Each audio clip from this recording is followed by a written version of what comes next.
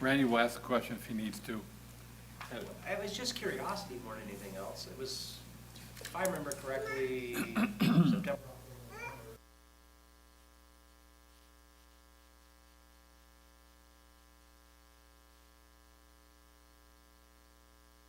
Michael was nominated and elected chair at the end of last year, when we first met. And then it happened again. I think it's because we joined the two commissions.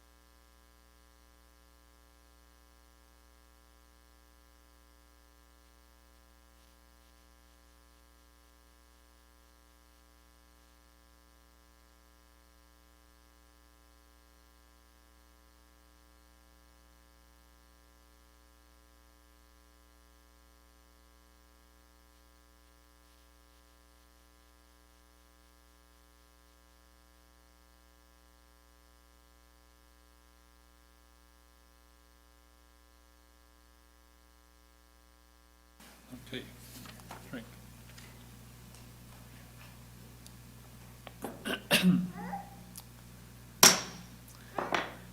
Good evening and welcome to the April 26, 2016 special meeting of the Economic Development and Housing Commission. Tonight's agenda is available on the counter along the wall, and also the request to speak cards are over there. A reminder to everyone that requests to speak, if you wish to speak to the commission regarding an item on tonight's agenda, please write the item number on the card and submit it to the clerk. If you wish to speak on items that are not on the agenda or within the jurisdiction of this commission, please do so by during the general admission section of tonight's agenda. All speakers will be limited to 3 minutes. Please note that this meeting is being recorded and televised so that all speakers, in order to be recognized, must be called on by the chair and come forward to the microphone. Speaking in public may cause some individuals to be uncomfortable, so everyone please ask or is asked to be professional and respectful at all times. So we will begin tonight's agenda. Do we have any comment cards that are coming forward out there? No. Not at this time? Okay. So let's see, we have a consent agenda. Do I have a motion for the approval of minutes for March 23rd's meeting? I move that we approve the minutes. Is there a second? I'll second. Okay, all those in favor? Aye. Aye. Okay, the minutes stand approved for March 23rd. Let's rise and salute the flag.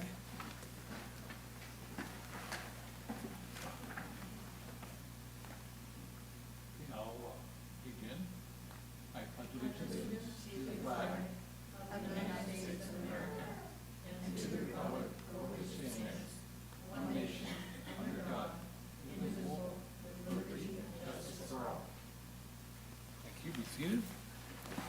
I would, Polly, would you do roll call, please?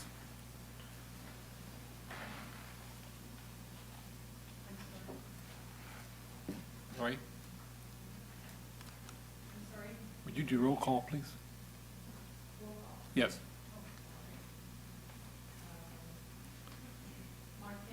Here. Rachel Bragg, Here. Nick Esquivel, Ron Price, Veronica Smith, Here. Chris White, Here. and Michael Brady. Present. All right, on our regular agenda, item 3, consideration of amendments for the first-time home buyer assistance program guidelines. Do we have a report from staff?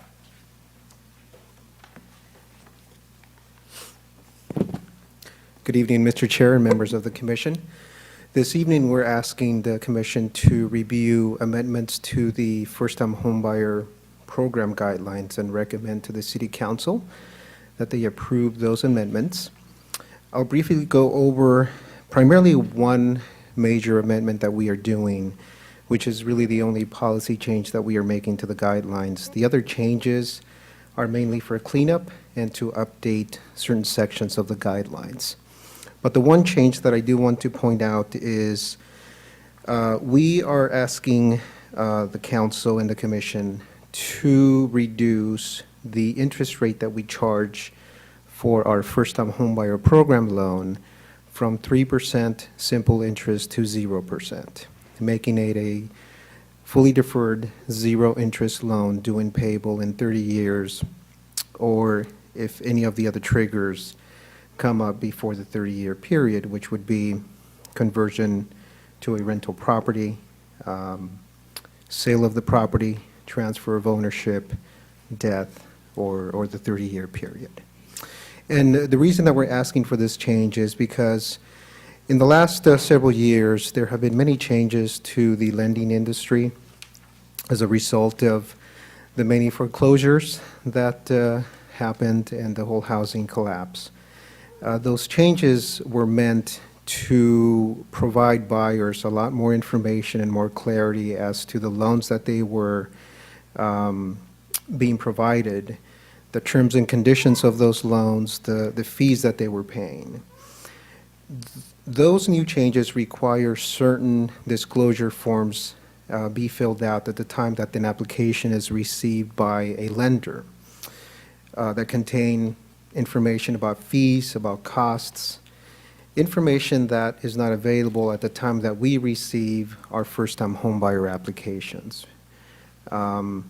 The disclosure forms make perfect sense for first mortgage loans because they should be disclosing that information, but for down payment assistance loans, which is what we are providing, that are silent second loans, it doesn't make too much sense. And again, we don't have the information available to us when that application is received. Under the new requirements, as soon as we receive an application and we pull a credit report, we have to provide those disclosures within a 3-day period, I believe. Because of that, the new rules allow for exceptions of certain loans, and they specifically call out silent second loans aimed for assistance to low-income buyers. As long as those silent second loans meet certain criteria, they are exempt from providing those disclosures for the reasons that I mentioned, because one, they provide little use to the buyer since the down payment assistance loans typically don't carry any type of fees. They are fully deferred, so they don't have to make any payments on those loans. And again, so they provide very little use to the buyer as opposed to their first mortgage loan. So as long as the silent second loans meet certain criteria, we don't have to provide those disclosures to the buyers. We meet all of that criteria except for the fact that in order to be exempt, our loans have to be zero interest. So that is why we are wanting to switch from 3% simple interest to a 0% interest loan. Now, the last thing that I'll add is that the interest rate that we currently charge only accumulates for the first 10 years. After the 10-year period, no additional interest accumulates. So we don't collect currently interest for the full term of the loan, which is the 30-year period. And again, these are fully deferred loans. We don't collect any monthly payments like the first mortgage. These are balloon payment loans that are due at the time of one of the triggers that I discussed. That is, again, the main policy change that we're asking. The other ones I really don't think I need to go through. Like I said, they're mainly just updates to the guidelines and cleaning up some of the language. I'd be more than glad to answer any questions for you. Do the commissioners have any questions of Mr. Huerta? I'm curious, how was the interest earnings used in the past? Was it rolled into the loan program? Correct. So any payments that we receive, whether interest or principal, goes back into what is called a program income account. So depending on the funding source that we use to fund these loans, in the past it has been primarily home program funds. We have to redeposit those monies into the home program income account, and then we can use that money for any eligible activities under the home program. And primarily, we've been using it for first-time home buyer assistance. So I'm not sure how many of these loans have actually been paid off and whether you've actually received any interest earnings as a consequence of loans. But you're obviously going to lose some revenues to the program. Do you expect to make that up in any way? We wouldn't be able to make it up in any way. I mean, you're right. We will be losing some interest earnings, but what I can say is that the interest earnings are minimal because, again, these are 3% simple interest loans. So they're not compound interest, it's simple interest. We have received some payments, primarily when people sell their homes. If they refinance, sometimes they will pay us off because they also want to cash out on their equity. And we usually don't allow them to cash out any equity. We do allow them to refinance, but only to reduce their interest rate and thus their monthly payment. But if they're planning to cash out, then we require that our loan be repaid. So the interest earnings have been fairly small. I don't have an exact figure for you, but they have been fairly small. Again, because these are simple interest loans at 3%. So the interest to begin with has been very low from the beginning. What kind of default rate have you got so far? You know, very little. The defaults that we have had have been because people have lost their employment, or they saw reduced hours, or that something happened in the family structure like a divorce. As part of our review process, we always make sure that their payment is a quote-unquote affordable payment. We don't allow their first mortgage loan payment to be more than 35% of their gross monthly income. So we want to make sure that they're going to be able to maintain that property and not lose it in, 3-5 years, which is what happened with a lot of these first mortgage loans that were interest-only loans. The interest increased in the third year or fifth year, and that's what caused the majority of these foreclosures. So I understand you're taking a 35% of their income, but is there a debt-to-income ratio looked at as well? We don't look at a debt-to-income ratio. We actually rely on the first mortgage loan to look at that. We only look at the top ratio, or the front-end ratio that is called, which is the housing payment. Thank you. Commissioner White? Any No questions. Okay, Commissioner Smith? I'm just curious, it says there's an already established waiting list. Correct. So what's the waiting period, or some people on the list and sometimes? Correct. So it really depends on how fast we can process these loans.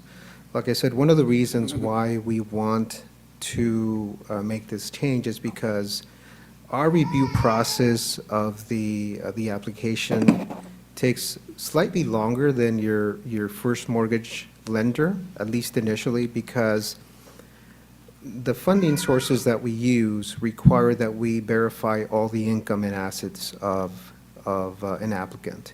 So we actually have to send out third-party verifications to the employers, third-party verifications to the banks where they have their checking accounts, savings accounts, retirement accounts, Social Security. So we have to wait for these to come back. And we also have to collect source documentation, so pay stubs, bank statements. We have to go through a fairly rigorous income review process per the home requirements and CDBG, which are the two main sources that we use to make these loans.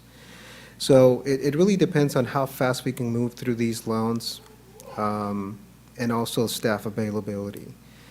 We recently decided that we had to hire a consultant to administer the program for us. Because of staff changes and assignments, we didn't feel that we had enough adequate staff to go through these applications in a timely fashion. So we have entered into a contract with Naval Works Homeownership Center to administer the program for us.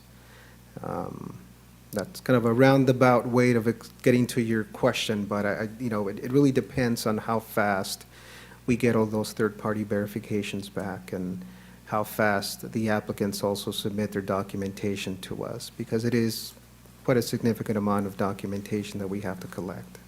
Given that most escrows are a 30-day escrow, are you like 2 weeks? So Roughly. our review process is prior to opening of escrow, and that's why we do it this way, because we take up to 2 weeks just to do the income review, we don't want to hold them back. So we go through our income review process first, and then we issue what is called a reservation letter. That reservation letter is good for 60 days. During that 60-day period, they have to find a home, apply for their first mortgage loan if they haven't already, and then enter into a contract. So only at that time does that escrow period begin, escrow opens. So that way, we're not holding back the escrow while we're doing our income verification. Mr. Hirota, I noticed that all the tables for income limits are being struck. And why is that? So we used to have the income tables and the actual guidelines themselves, and that's one of the cleanup changes that I spoke about. When we have the income tables and the actual guidelines, we don't update the guidelines every year, or every other year for that matter. So what we're doing is removing them for the actual body of the guidelines and putting them as an exhibit, because an exhibit we can easily amend and update. So all of the income tables are just staying as Exhibit C of the guidelines. We used to have it that way in the past. There was a time period where one of the reps from the state told us that we had to put the tables in the body of the guidelines. Now we're being told, well, no, you shouldn't be doing that because it's going to be outdated. So now we're going back to what we used to have before, is just to have them as an exhibit, which makes perfect sense. Any other questions? Yes. I just Richard want to clarify, the change that you're making with regard to the going to a zero-interest loan is specifically so that you are in compliance with underwriting criteria? Correct, because again, otherwise, our silent second loan would not fall under the exception rule, and we would be required to complete these disclosure forms. We wouldn't be able to complete the disclosure forms because we wouldn't have all the information available at that time. Like I said, we provide the reservation letter before they identify a property.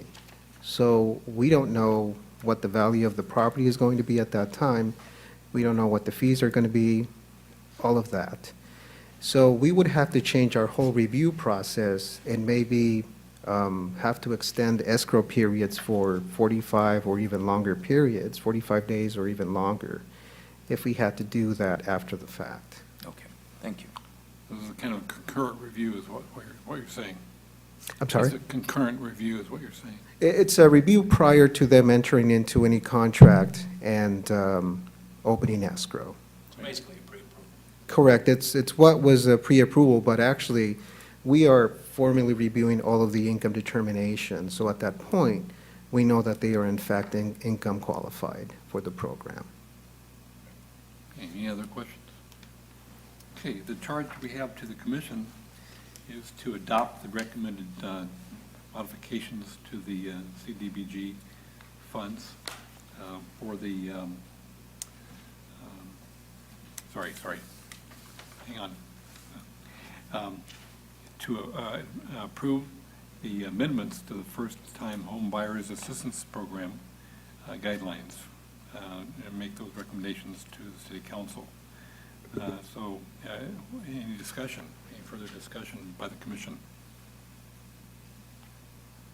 Okay, I entertain a motion. Motion. Okay, a motion to adopt I'll the second. amendments. Is there a second? Commissioner Campbell, second. Okay, any further discussion? Okay, all those in favor? Aye. Aye. Any opposed? Okay, this amendment, the amendments are approved by the commission and forwarded to city council. Okay. So we have a couple of public hearing items that we're going to move into now. Items 4 and 5 on the agenda. And we have a, okay, great. Okay, so I will open the public hearing for the Community Development Block Grant Consolidated Plan for 2016 to 2022. The purpose of this hearing is for the commission to hear and consider pertinent facts and to take into action relating to the Community Development Block Grant Consolidation Plan for 2016 to 2022. All persons wishing to be heard should fill out a comment card and give it to the commission secretary. If you have not done so, please do so now. Everyone will be given the opportunity to be heard, and an individual making comments shall first give his name, his or her name, speak slowly and clearly. This is required because of the official recording transcript that is being made. If anyone requires special accommodation in order to speak, please let the clerk know, and she will make arrangements. Each person is given the opportunity to address the commission for 3 minutes. I would like to introduce Louise Collins. She will, who is the senior program manager, who will be making the presentation tonight.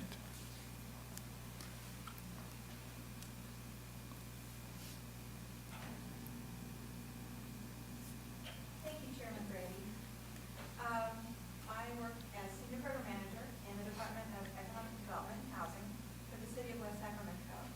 And we're here this evening to ask the Commission, as Mr. Brady explained, ask the Commission to conduct a public hearing to receive public comment. Thank you. To receive public comment on the city's first 5-year consolidated plan for Community Development Block Grant Funding, also known as CDBG. CDBG funding originates from HUD, the U.S. Department of Housing and Urban Development. For larger jurisdictions, HUD just gives an allocation directly to the jurisdiction every year, and the jurisdiction is free to use that, provided they follow the CDBG rules and guidelines. Prior to this coming fiscal year, the city has not been considered a larger jurisdiction. We have been in the state Small Cities Program. Under the state Small Cities Program, our funding becomes a pass-through through the state of California. We had to apply with a competitive grant application, which we actually, I think, got more money under the state program, honestly, but the city was not allowed to select its own priorities because we had to select activities that would be competitive under the state scoring criteria, which would change sometimes from year to year. So it's not a bad system, but it was a different system. So one thing that HUD requires before the city can use its first money, well, that's actually two. The first is the city is required to look at CDBG as a piece of a larger puzzle. It's called a consolidated plan because you're supposed to look at all resources available to address the needs of low-income neighborhoods and the needs of low-income residents. And then decide where CDBG fits in that puzzle. Where can we be the most effective with our funds? Where can we have long-term gains from our funds? It's a very flexible funding source, so it can fit sometimes in a number of different places. But you also want to look at, but it's limited. You know, we're going to have 429,000 some odd change this year. That's probably going to stay about the same every year, but it depends on the congressional budget, HUD's budget. So that could go up, it could go down. It's been trending down for about the last 6 years. But with a 5-year plan, you can kind of project out, okay, what can I do over a 5-year time horizon to affect change? And that's the purpose of a 5-year plan. There's a lot of HUD-required analysis, but HUD also wants to make sure that in addition to just analyzing data, that you also talk to people in the neighborhoods, you talk to organizations that are already doing this kind of good work, and see if you can piece that together and decide where the CDBG funds can be of most benefit. The consolidated plan doesn't tell us where the money is going to go. The consolidated plan says in 5 years we kind of want to accomplish these goals. There'll be a second public hearing after this one that's about the annual action plan, and that's where we look at, okay, with this year's piece of money, where does that go? To start working towards those long-term 5-year goals. But right now we're just talking about the 5-year consolidated plan. One of the things that HUD requires, we have not been able to do. HUD requires analysis of a certain type of census data that only can come from HUD. The census creates this data set directly for HUD, and then HUD disseminates it to the jurisdictions. And HUD has not given us our money yet, our data yet. It's been promised every month since February. So we are taking a little bit different approach than a lot of jurisdictions. This is not kind of the way we had planned it, but we did start this process when we've been before this commission several times last fall and in January, it was January, February meeting, talking about where the consolidated plan and the kinds of goals that we would be looking at. We've also gone to the Parks and Recs and Intergenerational Services Commission. We have talked to the Housing HPAC, Homeless and Poverty Action Coalition. This is an organization of service providers for homeless and persons in poverty. So nonprofits, the welfare office, Social Security folks, these folks participate in HPAC in addition to the city. I'm a past president of the HPAC. We currently have a city employee, Ryan Collins, who was hired last fall as a homeless coordinator. I think he's vice chair, which means probably next year he'll be chairperson of the HPAC. So the city's been very involved in this organization, and they've been really open and willing to talk to us. So one of the things that we want to make sure is that we don't use funds in a scattershot manner. We want to use where we just send a little money to here and a little money there. We want to try and look and see what we can do that will have impact. Not impact today, but also long-term impact. CDBG funds under HUD regulations must be used to achieve one of the 3 national objectives. The primary objective, and 70% of our funds always have to be used to accomplish this objective, is projects that benefit low and moderate income households. That's households that are below 80% of median income. And you've seen this income level over and over in the past because all of our HUD funding programs, our first-time homebuyer program, our housing rehab program, our preschool tuition program, they all use these HUD low-income 80% guidelines. The second and third goals are not nearly as common. One is to eliminate slum and blight and urgent need. Urgent need does not necessarily mean what a lot of people think of it as urgent. In CDBG terms, it means something that you didn't plan for. So it's, you know, it's an earthquake, it's a flood, it's that sort of thing.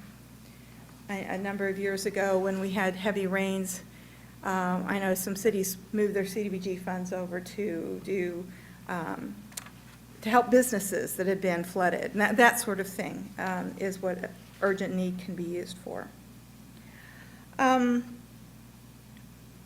We can use CDBG funds for a wide range of activities.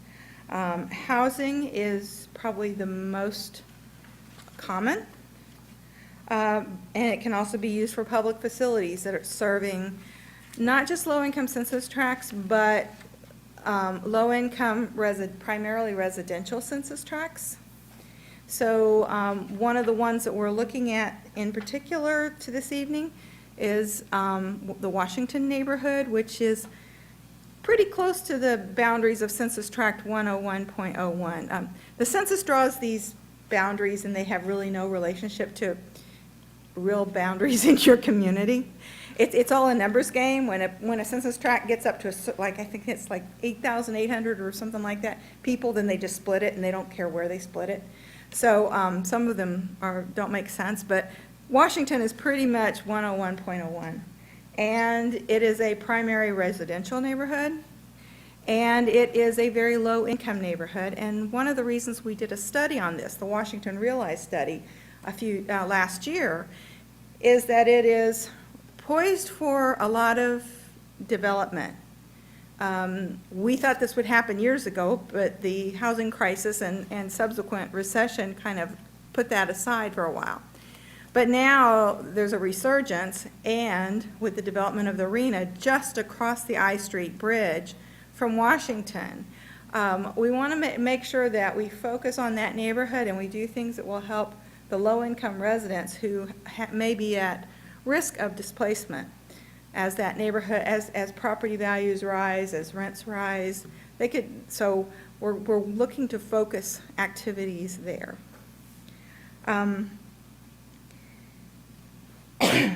As I said before, we're going to have $429,460 next year, and somewhere around that every year for the next 5 years.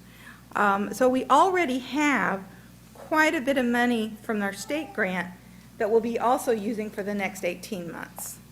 And because we have all those activities going on, we'd like to use the first 2 years of our CDBG funds just for an infrastructure, one infrastructure project, basically. But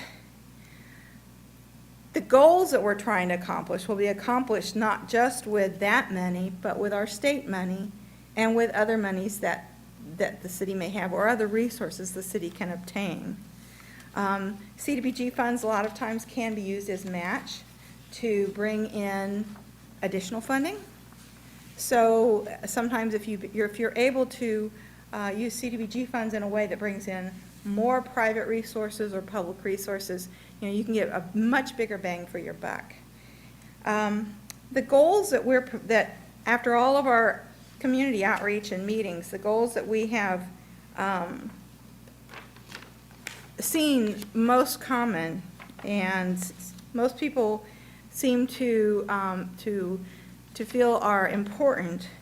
First is to work on our Washington target area neighborhood that was and follow through on the Washington Realize plan that was adopted by the City Council about this time last year. This was actually a HUD-funded study. This is a low-income neighborhood. This kind of funding that was used for this is only used for low-income neighborhoods that would benefit from becoming more walkable and more transit-oriented. And the thing about, a lot of people don't think that has anything to do with housing, but that's not really true. They found that a lot of studies show that your total housing cost should include your transportation costs, because the further away you live from where you work or where your children go to school or where your daycare provider is, your costs are going to increase dramatically. So if you can put affordable housing near job centers and near those kinds of activities, you reduce you have affordable housing, so you reduce the housing costs, and you also have reduced transportation costs, more access to jobs too. So that is the thing that the Washington Plan is trying to do. It's setting that neighborhood up for development, but also trying to set it up for improving the lives of the people that are already there. Development generally means more new people coming in, but it also looked at the people that are living there now, and that's what we want to work towards. We have a number of things right now that we have implemented due to the Washington Realize Plan. For example, we're focusing our homeless outreach in that neighborhood because that is a large number of homeless and live in that area. We're focusing marketing of our micro-enterprise program in that neighborhood. And we've had a pretty good response, actually, of people that have been, our micro-enterprise program, we fill the classes every time. So we did a class this fall. We do English and Spanish at the same time. So we take up 2 rooms here in City Hall. So we have English going in one class room and Spanish going in the other. And we filled the classes last fall. We just got done with a class, and we got another one starting in June.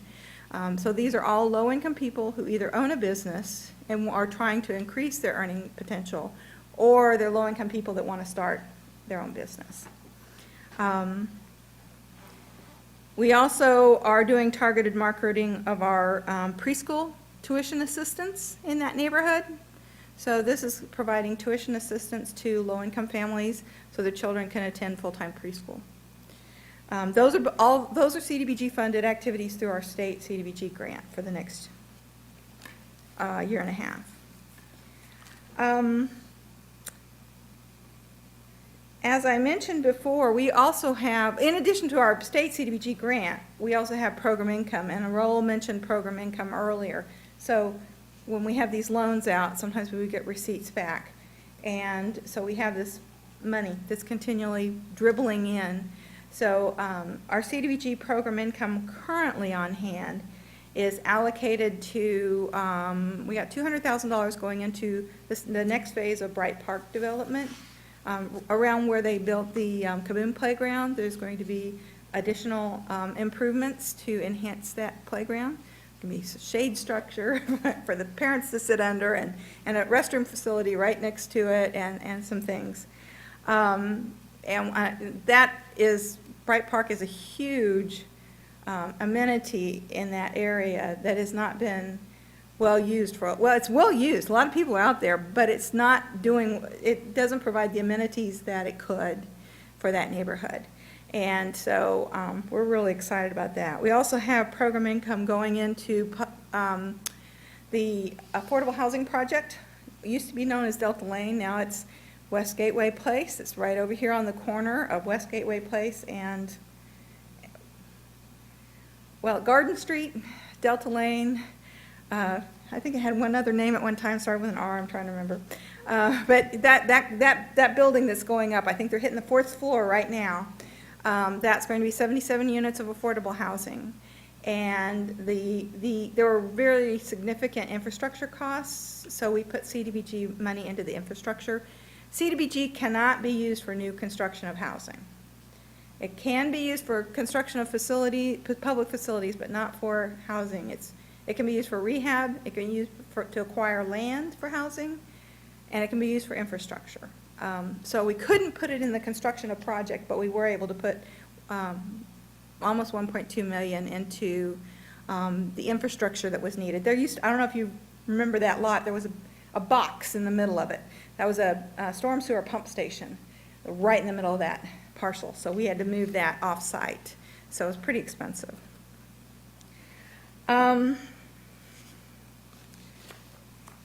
I know that we have, let's see here.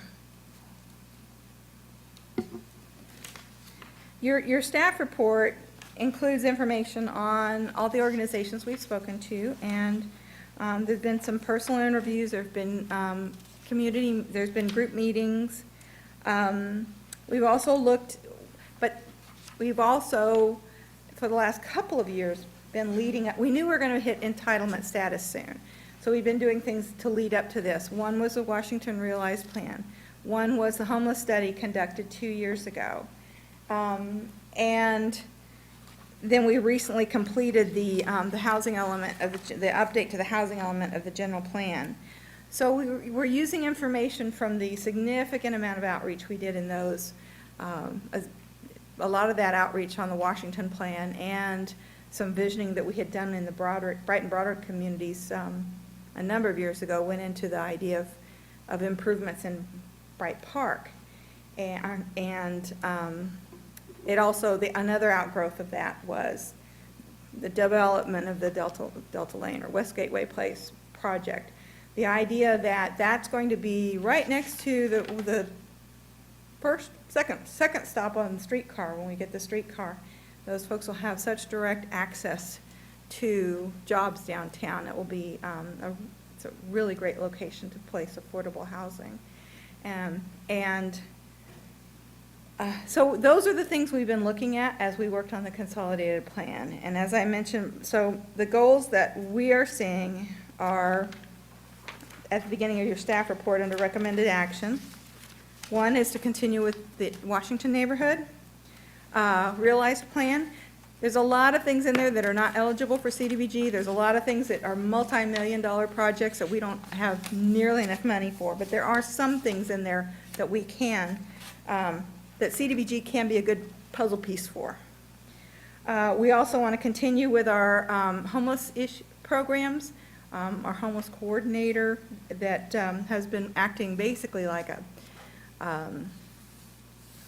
a case manager for a number of homeless people in West Sacramento, working to get them into, if they're eligible for veterans benefits, get them worked into that program. If they're eligible for Social Security, get them worked into that. Work with them to get health benefits, mental health benefits, those kinds of things. He's just been, he's been working mightily. Then we also want to continue with our fair housing program. We recently contracted with Project Sentinel that is working in a number of cities in this area, in the Bay Area and in Sacramento. And so they're going to be doing fair housing education in West Sacramento, trying to target landlords that primarily rent to low-income folks, make sure that they understand what their responsibilities are under the law, talk to low-income residents in West Sacramento, make sure they understand what their rights are when it comes to fair housing and the fair housing state and federal law and their protections under those. They're also going to go out and do a little testing to see if the testing is where they send different couples or families out, different family size, different race, different number of different things they can test for under fair housing law to see if they're treated the same with the same property manager. And if not, then we go in and they go in and they bring education to those folks.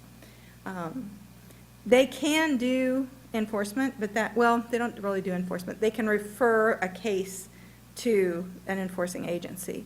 But their primary objective is to disseminate information and education. We want to go at landlords from that perspective, and they would only do a referral for enforcement if that's not effective. So those are the three things that we think we can accomplish in the 5-year plan. And so that concludes my presentation. I know that we have at least one person who has signed up to speak, and she has brought some information. We only received it late this afternoon, so we haven't had a chance to do a thorough review. But I will conclude my presentation and ask if you have any questions. We'll defer questions until after the public hearing. Okay. Thank you. Okay? Thank you. Okay, so at this time, the floor is open to public comment. And I have a speaker request from Andrea Matsukoa. Close. It's Andrea Matsuoka, Matsuoka, okay. and I am a staff attorney at Legal Services of Northern California. This is my son, Hisashi. And I have letters that I don't know if you all have had a chance to see it. Probably not. I did just email this to Louise a few hours ago.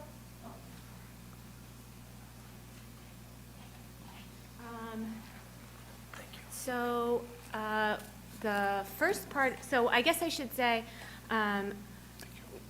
we haven't had a chance yet to look at the draft con plan that was just, and that's because it was just released today.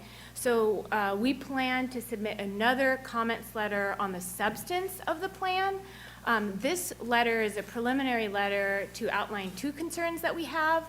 The first of which we contacted Louise about last week, and that's about our concerns with the public participation process. And then the second is just a note for the commission to consider as a target recipient of CDBG funds, if not in this cycle, then in next cycle, the neediest census tract in West Sac, which is 102.03 and not the Washington area. So regarding the first concern, I know that this is West Sac's first year as an entitlement jurisdiction, so you know, as Louise explained, that means that the city has to apply for CDBG funds to HUD directly. So this is a brand new process.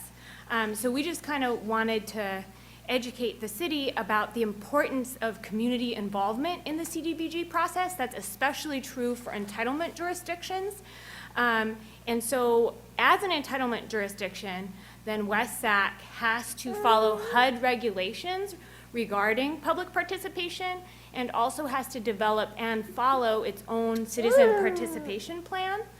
And so our major concern with that is that this year the timeline has been really shortened, and that limits meaningful public involvement in the process. So we outlined 3 concerns that relate to that. I would say the most important is that this is the first public hearing on the CDBG planning process this year, and it's also the same day as the plan was released to the public.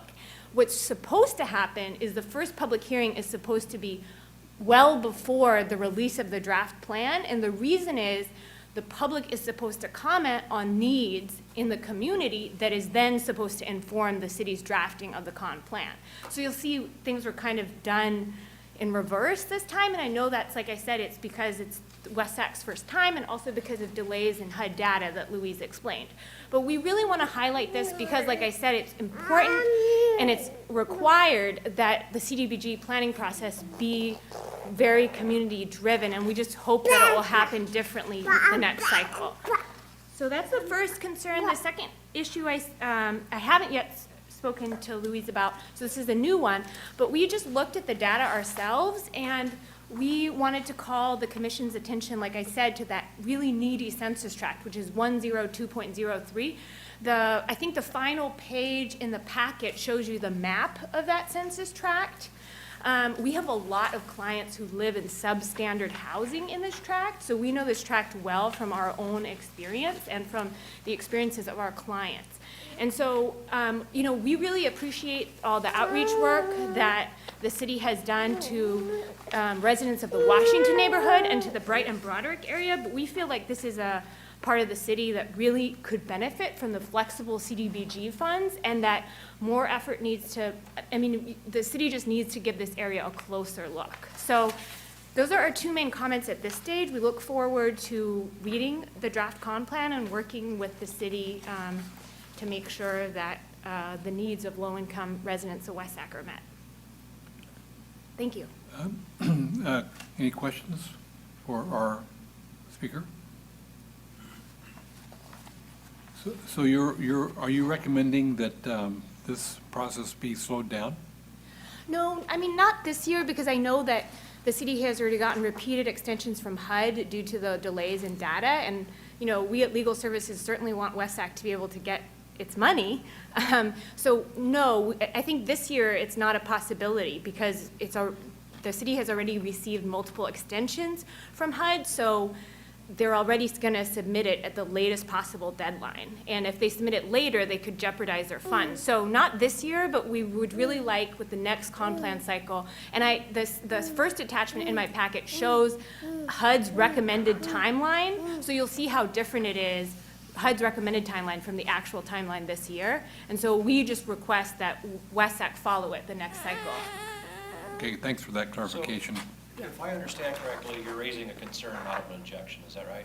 Yeah, exactly. Okay. Yeah, Okay, thank you. very good. Thank you. At this time, we will close the public hearing and bring any questions of staff back to the commissioners. Commissioner Campbell? I was going to ask staff, so let me,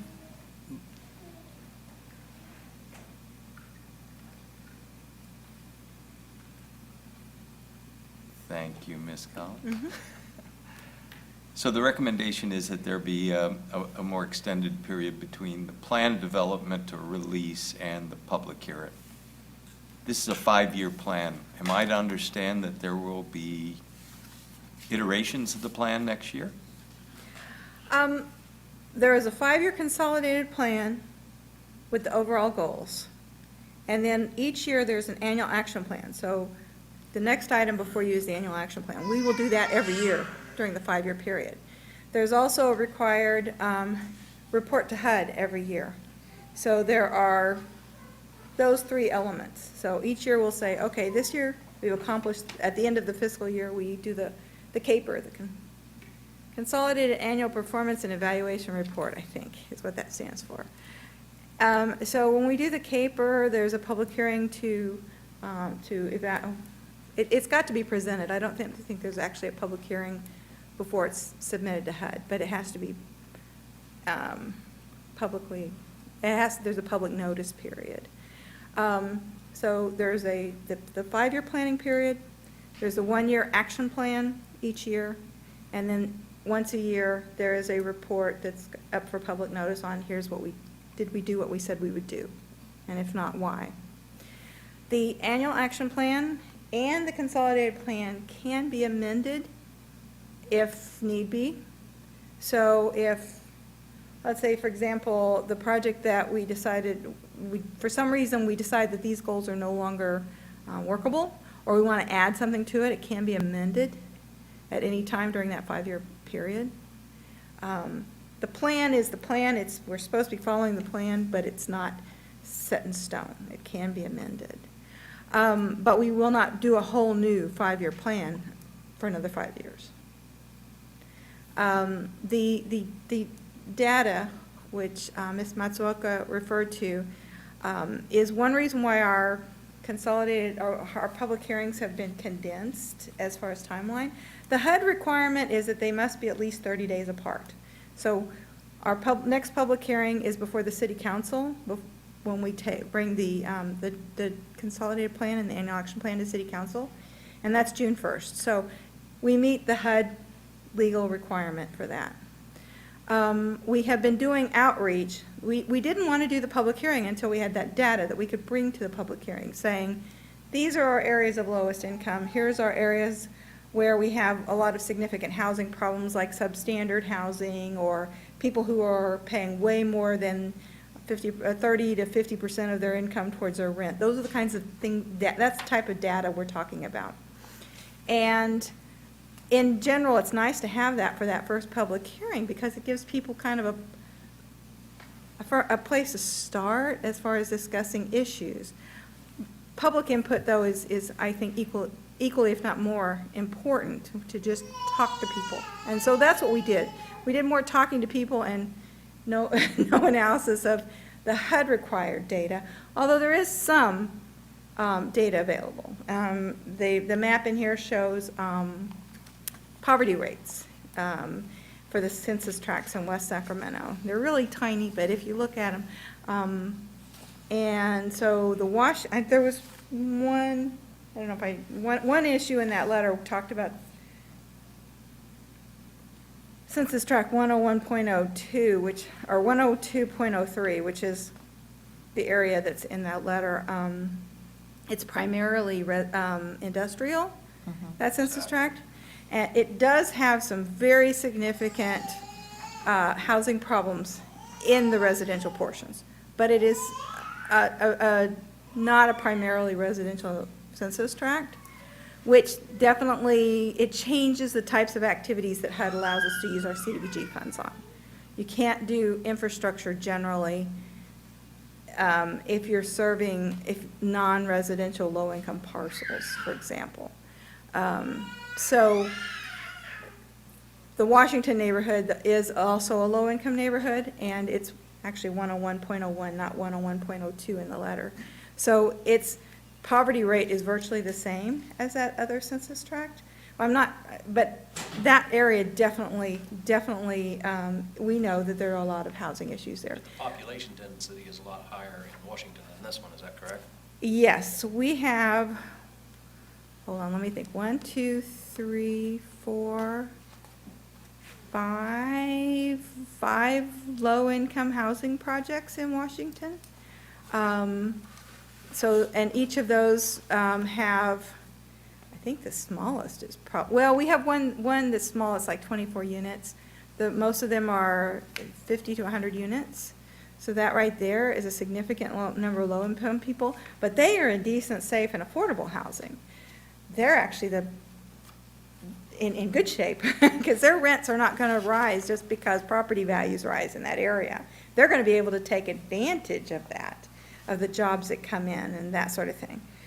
What we're more concerned about are those folks in that neighborhood who are in what I call the housing, affordable housing of last resort. You know, it's whatever I can find that I can manage to rent, and it's not necessarily decent, safe, and affordable housing, or big enough for the family, my family, or that sort of thing. So those are the ones that we're concerned about in Washington, is if rents start to rise, where do they go? What do they do? So we're going to try and give them some options for increasing their earning power and finding appropriate housing. We've in the Delta Lane, the West Gateway Place project, our development agreement with the developer, well, actually it's our loan agreement, requires them to market in the Washington neighborhood first before they go out and do marketing outside.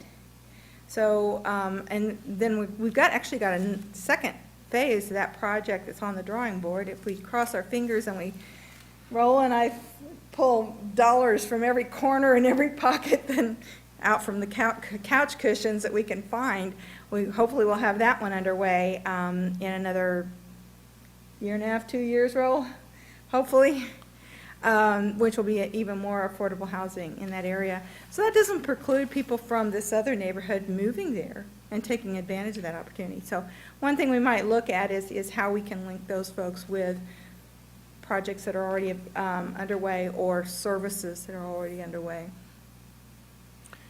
Ms. Collis, the one question I have is, will this have an annual opportunity annually to review these goals?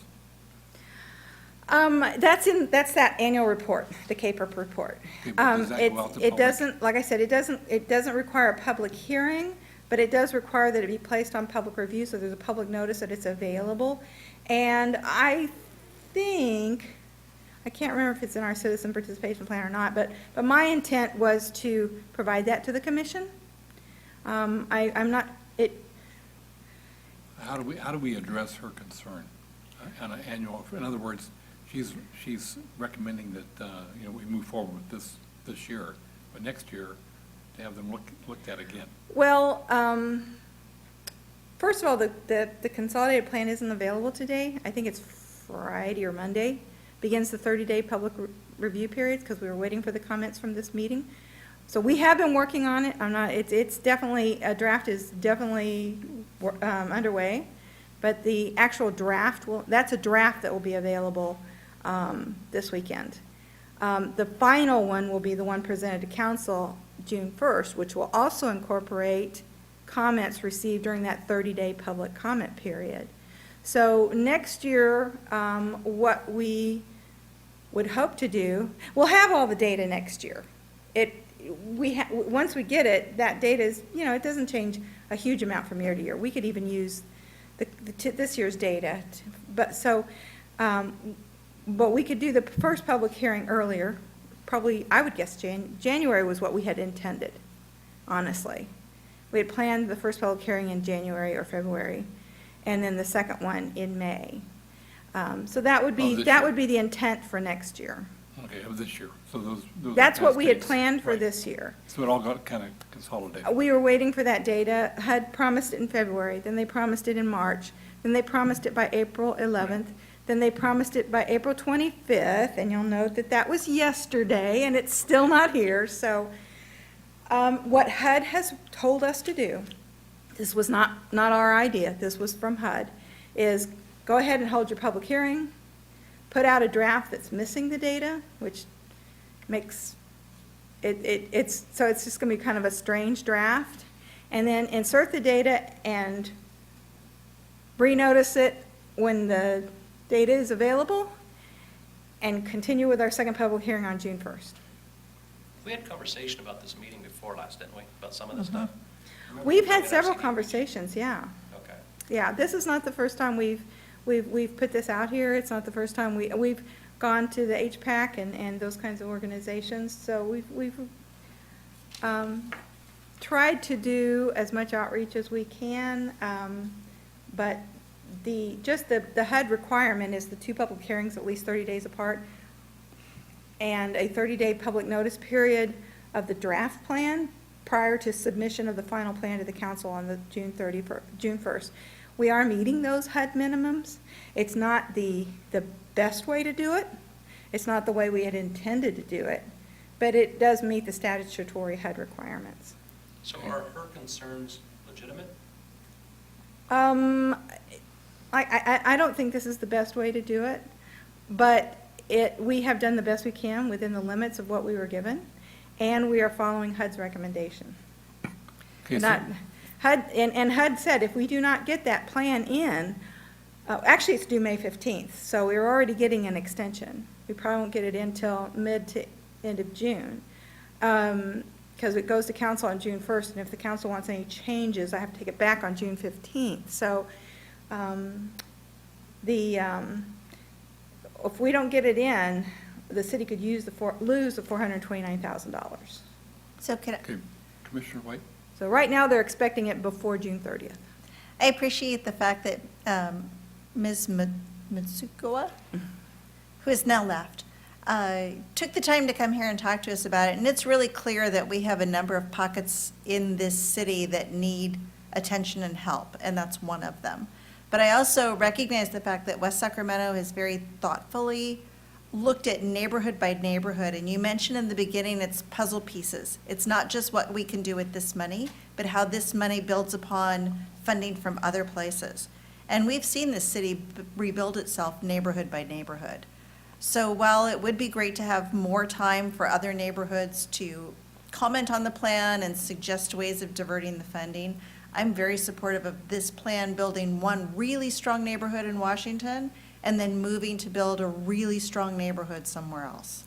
And that's kind of what we were looking at. 5 years in Washington, and then we focus on another area to create impact. We did send out the notice of this hearing, this particular hearing, to the members of HPAC, which is like 25 different organizations, and to the Brighton Broderick Community Action Group, the BBCAN, and to several other community groups. So I'm a little disappointed that none of them showed up. I think that we might have had a more interesting evening, but I'm gonna make some calls and see if there's some of them that would like to put some more input in once we've got the draft plan out. Yes, you have the 30 days still, that window for comment. Yes, as I said, Prior to the the June 1st meeting. 30 days for the draft plan on public review, and that is a draft plan. It can be changed before it goes to city council for the final approval. And at that public hearing, if city council wants changes, then we would hold the public hearing on June 1st, but then bring it back for final approval with any council-required changes on June 15th. So, Commissioner Smith?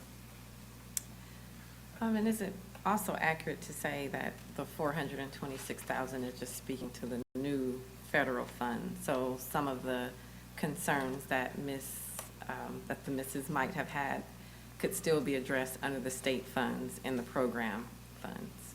Yeah, there's a number of programs that would be beneficial in that area.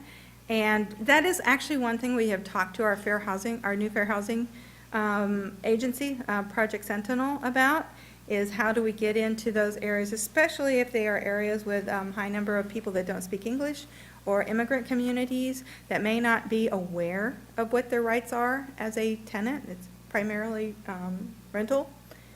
And so that would be definitely, I think, one thing that we should, I agree with Ms. Matsuoka, we should look at that.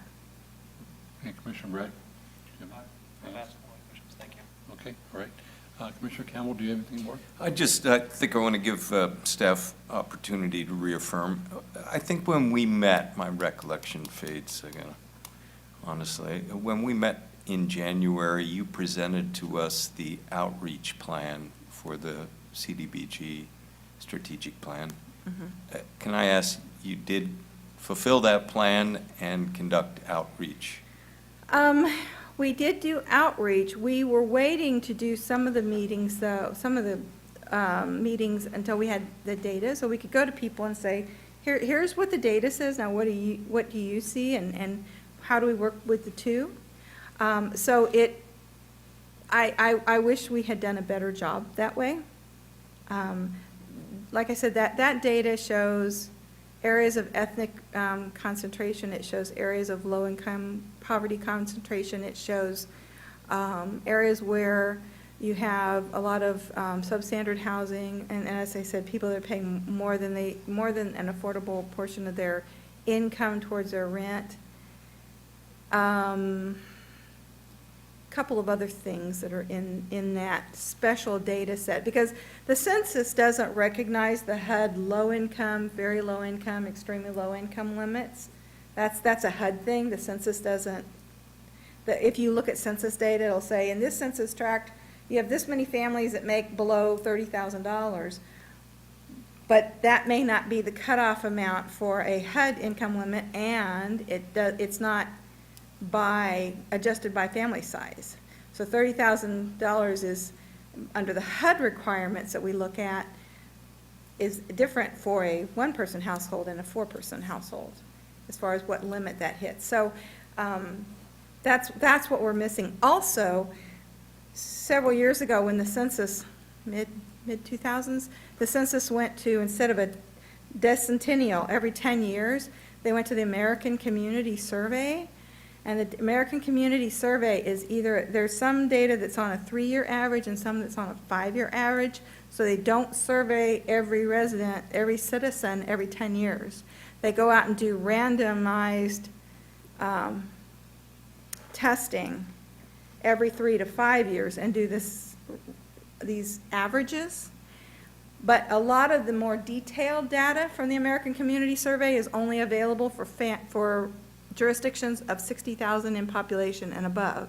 So not only do I have that special data set from HUD, I don't have a lot of the detailed data from the American Community Survey either.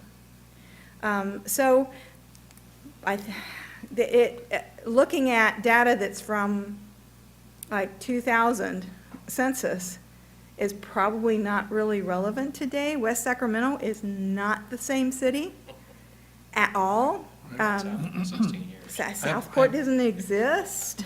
Ms. The Collins? rivers didn't exist. Just look along, this building didn't exist. So it's a very, it would have been, I think, not, don't see that would have been useful. Now, one thing, if the commission wants to recommend it, we could come back and do kind of a mini consolidated plan outreach process next year to look and see if we want to revise the goals, but I don't know if that would be of interest, but that's something we could look at. Then we would have all the data.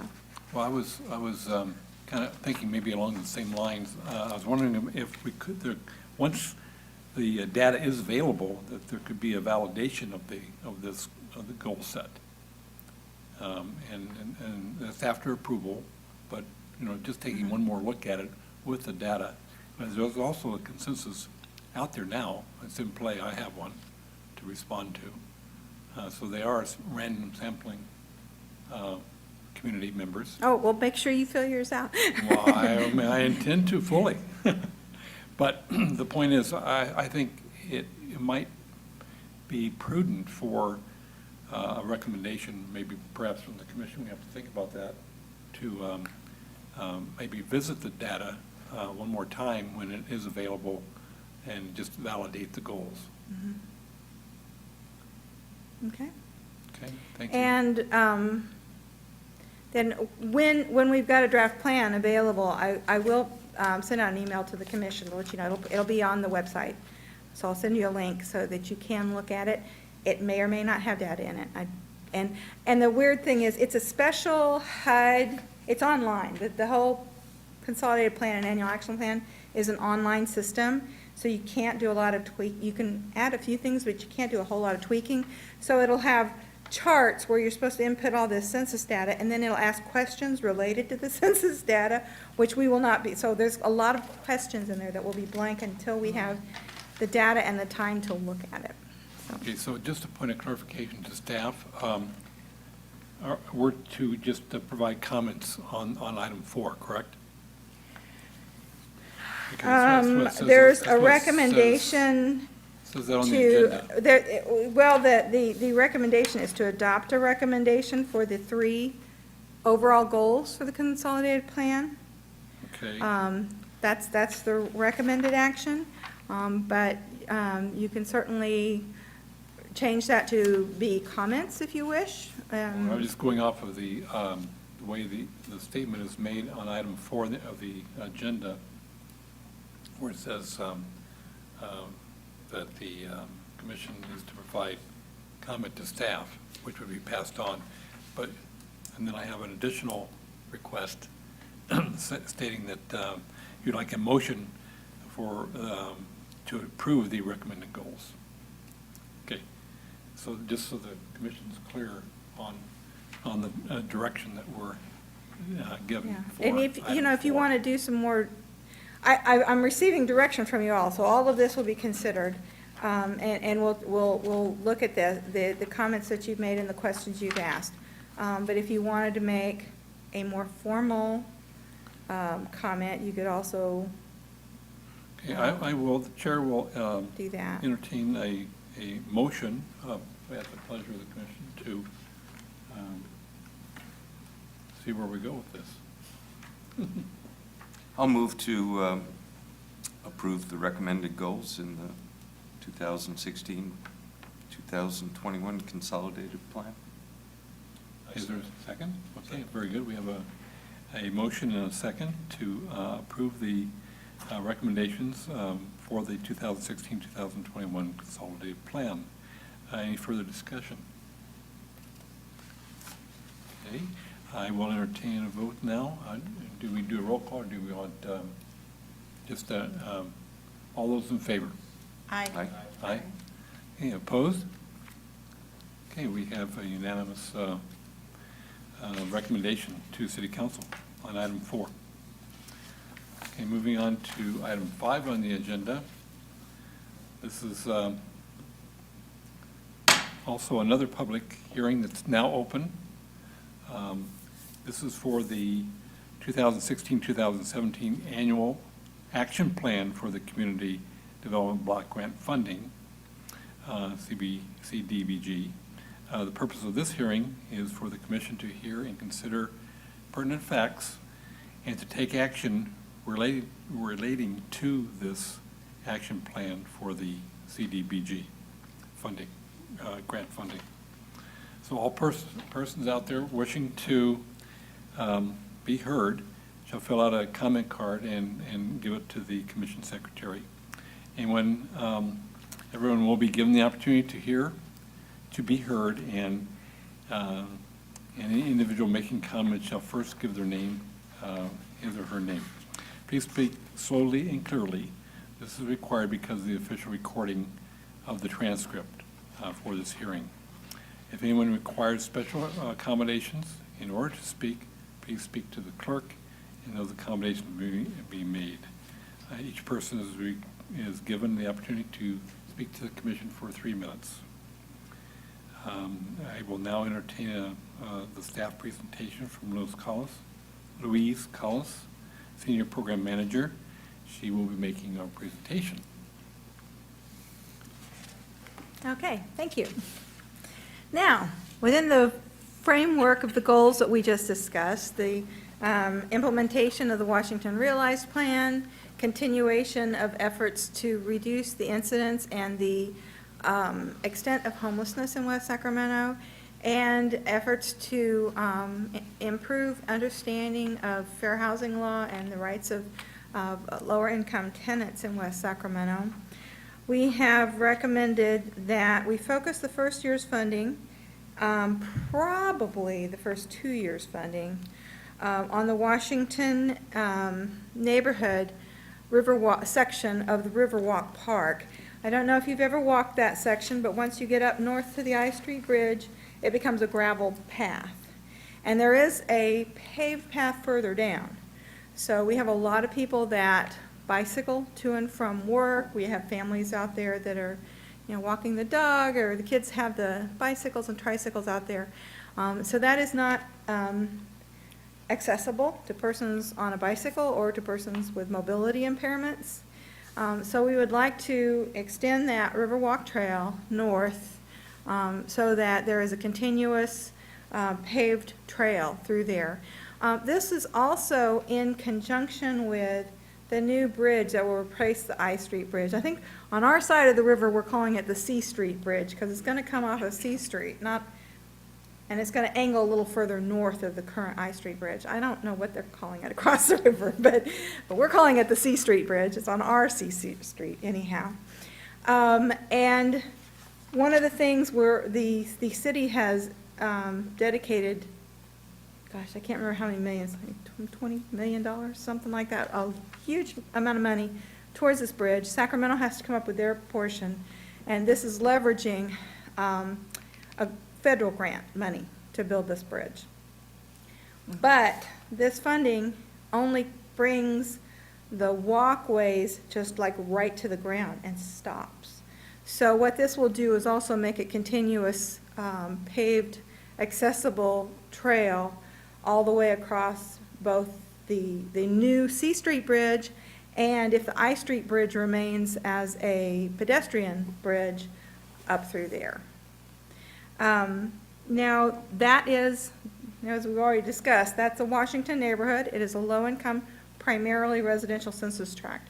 If it's a low-income, primarily residential census tract, that makes it eligible for CDBG funding for public facilities and public infrastructure.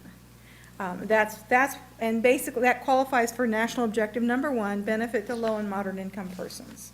As I mentioned before, we have to use the majority of our funds under that first national objective. In addition to the C Street Bridge, of course, we will be, or not the C Street Bridge, but the Riverwalk Trail leading to that bridge.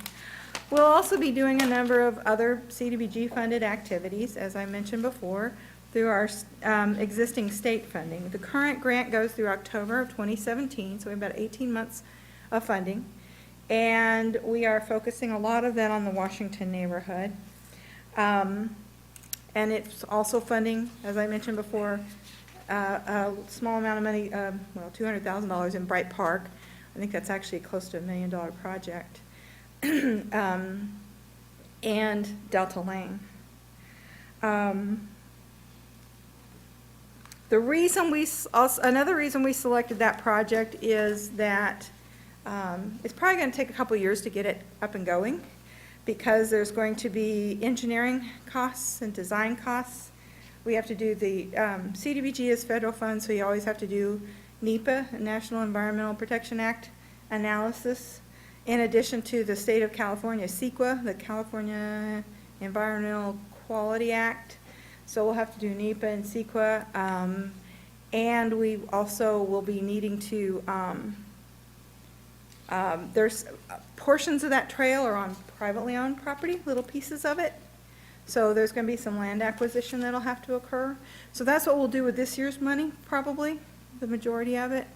And then if we fund it again next year, and I think we'll need to, because I don't think we have we don't have enough money in the city's capital budget right now to do everything we need to do. So probably use 2 years of CDBG funding, and the second year would go into actual construction costs. So this year we'll be doing prep work, and that's to get it underway. But in the meantime, as I said, we have a lot of other activities going on. The preschool tuition, micro-enterprise program, fair housing program. We have our first-time homebuyer program that's funded by home funds. If we were a little bit larger jurisdiction, some jurisdictions get their home money directly from HUD too, and that goes in your consolidated plan, but we're still under the state home program. That's where we're doing homebuyer assistance right now with that funding. So we're covering, I think, a lot of housing bases and a lot of bases with our lower income community.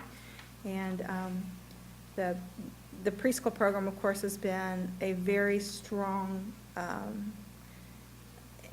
goal for the city for quite a while, is to make sure that every child has access to free, affordable preschool. With the CDBG scholarships, those kids go for free for a year. So I think we funded, I can't remember, I think we did around 20 students this year. Probably we'll do about that many next year. Well, we do it by school year, so, so this fall we'll have another 20 to 24 students that we'll fund, and then the following fall we'll be able to pay the tuition before the grant runs out in October and get those kids underway. All right, thank you. I will now open this to public comment on the annual action plan. And I see that we do not have any notice for public comment, so therefore I will close the public comment, public hearing portion of our meeting, of this item. And then, does commissioners have any questions for staff? Commissioner Campbell?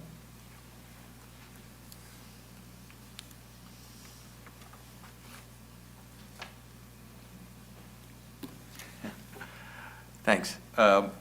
Just one question. If I'm understanding this correctly, the full allotment of the 1 year, $429,000 would go to the Riverwalk project? Yeah, we keep a certain amount, usually up to 20% we're allowed to do that by HUD for general admin, so that'll be our staff time. The NEPA and CEQA come out of that, some other things, other costs, administrative type costs come out of that.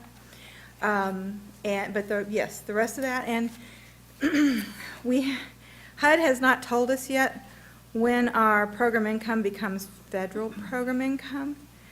What we have proposed to HUD is that anything we receive through June 30th be under the state program, and anything we receive starting July 1st be considered federal program income, but HUD hasn't confirmed that yet. That's another thing we're waiting on.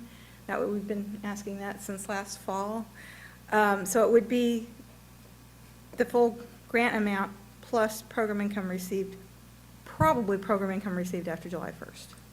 And do you have a total project cost at this point? I think it was in the staff report. It's about $2.5 million. Okay, great. Sorry, I missed that. So there is some money in the CIP. I think it's Measure G money for the Riverwalk Park, but there's just not enough to do this. We might be able to do the pavement, but not put in the security lighting, which, if you're commuting early morning or in the wintertime or in the evening in the wintertime, it's pitch black dark out there. It's kind of dangerous. So that's why by adding the CDBG funds, not only are we sure we could complete the whole thing, but we would be able to put in some security measures. Good, thank you. Commissioner White? And that was my question, too. Okay. Commissioner Smith? No questions. Commissioner Bragg? No questions, thank you. Yeah, I have a thought. On the, where am I going here? Okay, so, under the action plan, we have, a couple of items, the Riverwalk is appointed, designated first year's funding. And so this ties into, where's the how we're gonna get this done? I'm sorry, what? Where's the how as to how this is gonna get done? Well, it would, this would be, Public Works would be, yeah, probably managing.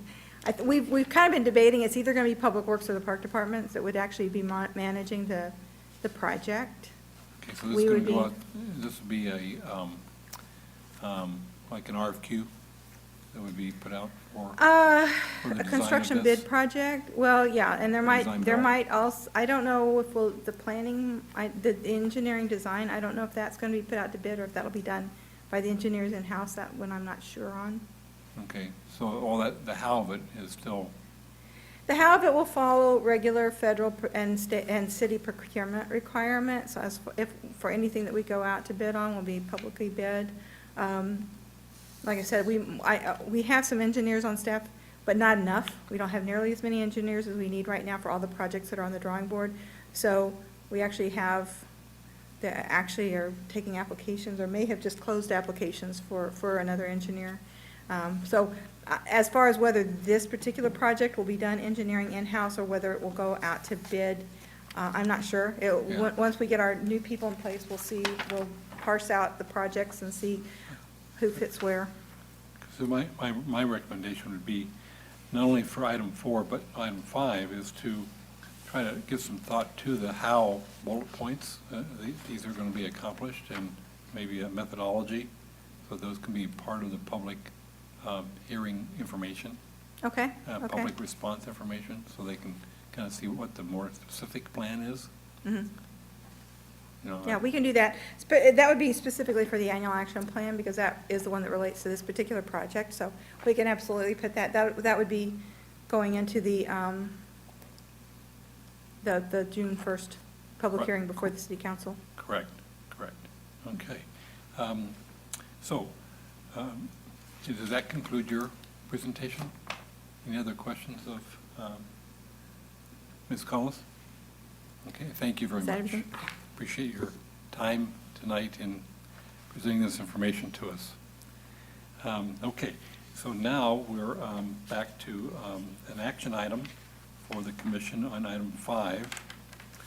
So, the commissioner, any further discussion before we go to a motion?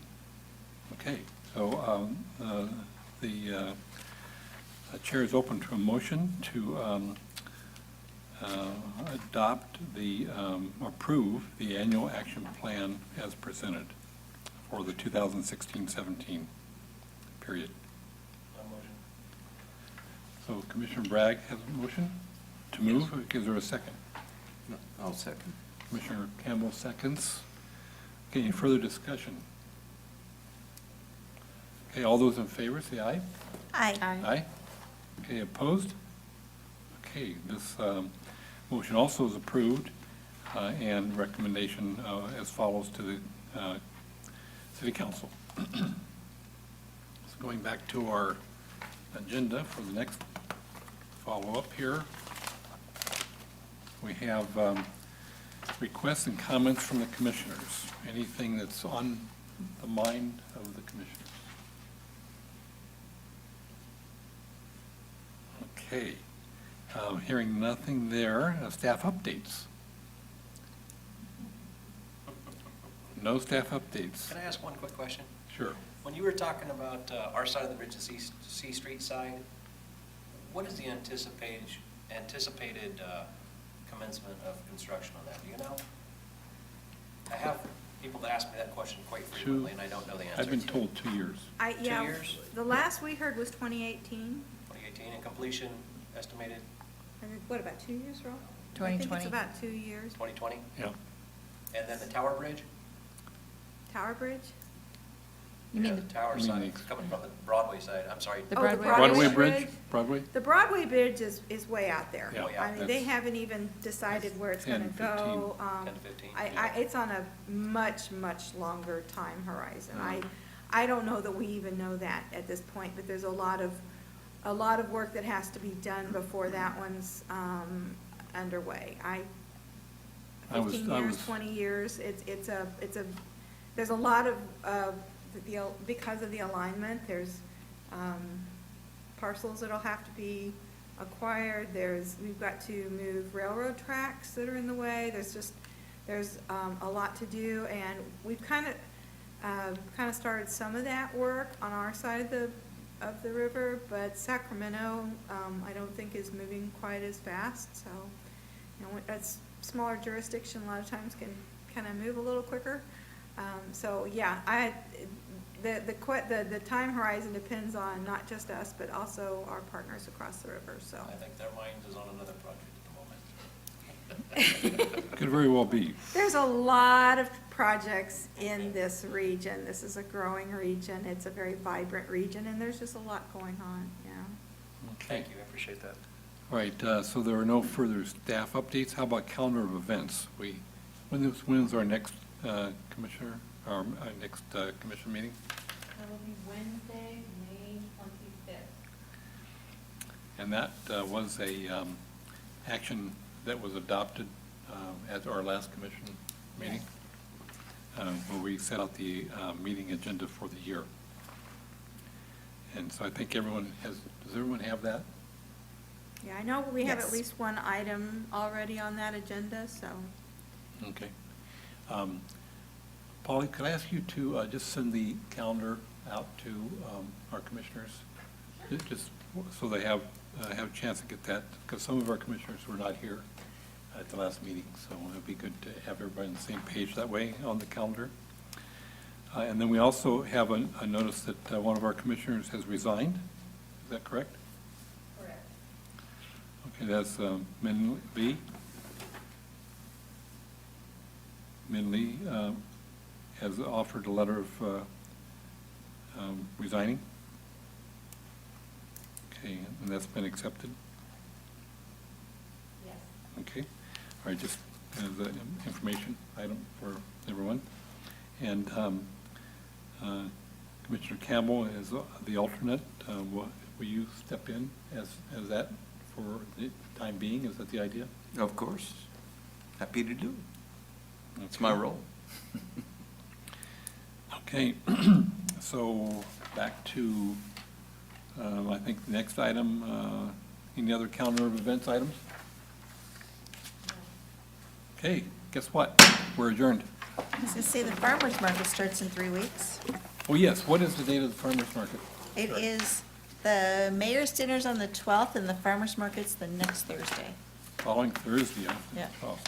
Okay, Did you guys give Aaron the night off? Let's do it. He's traveling. You know how it is. The California, Oh, California, to Calais. Economic Development, Oh, that's a boom. I can never remember what, California Association of Economic yeah. Development. Actually, yeah, that's, Something, something, as soon as I shut this down, I'm headed out there too, so. All right.